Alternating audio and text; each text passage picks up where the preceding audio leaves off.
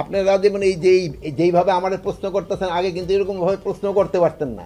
মানে এই সুযোগটা কিন্তু আপনারা পাচ্ছেন, যে কোনো প্রশ্নের আমরা উত্তর দিতেছি, আপনারা যা লেখেন আমরা বলতেছি। এই গত 15 বছরের পুলিশের যে আচরণ, ওই আচরণ তো আবার আপনারা চাচ্ছেন না। আপনারা যেমন এই যে যেইভাবে আমাদের প্রশ্ন করতেছেন, আগে কিন্তু এরকমভাবে প্রশ্ন করতে পারতেন না। মানে এই সুযোগটা কিন্তু আপনারা পাচ্ছেন, যে কোনো প্রশ্নের আমরা উত্তর দিতেছি, আপনারা যা লেখেন আমরা বলতেছি। পুলিশের ক্ষেত্রে এখনও কি তাদের যে জন্য ট্রেনিং, এখন তারা যেন আরও মানবিক হয়, এই জন্য কিন্তু ওই আইজি সাহেব তাদের ট্রেনিং প্রোগ্রামও কিন্তু চেঞ্জ করতেছে। এগুলি কিন্তু করা হচ্ছে, কিন্তু হয় কি এগুলি করতে তো সময় লাগে। মানে আজকের এক বললেন, কালকে তো হয়ে যাবে না। আর এরকম যে ধরেন উত্তরায় থানা, এরকম দুই একটা তো ঘটনা ঘটবে, যে ঘটবে না তা না, বাট এটার ক্ষেত্রে আপনারা দেখতে হবে আমরা এদের ক্ষেত্রে অ্যাকশন নিচ্ছি কি না।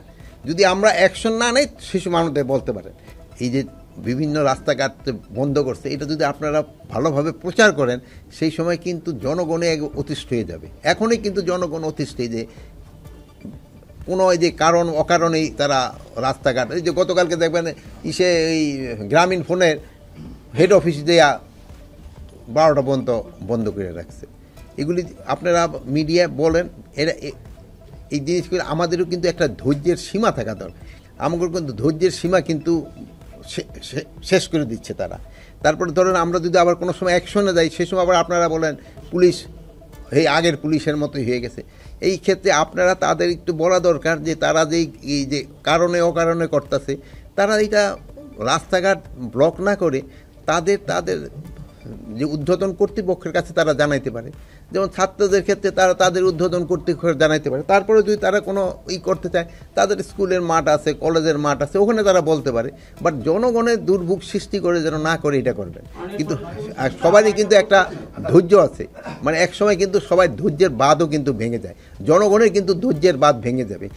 এই সময় দেখবেন যে জনগণের কিন্তু তাদের ক্ষেত্রে অন্য রকমের ব্যবস্থা নেওয়ার চেষ্টা করে। আন্তর্জাতিক ট্রাইব্যুনাল যাদের ধরেন গ্রেপ্তারের পরোয়ানা জারি করছে, আমরা কিন্তু তাদের ধরছি। তারা কিন্তু অনেকে মেইন তারা তো আপনারা জানেন সে তো বাংলাদেশেই নাই।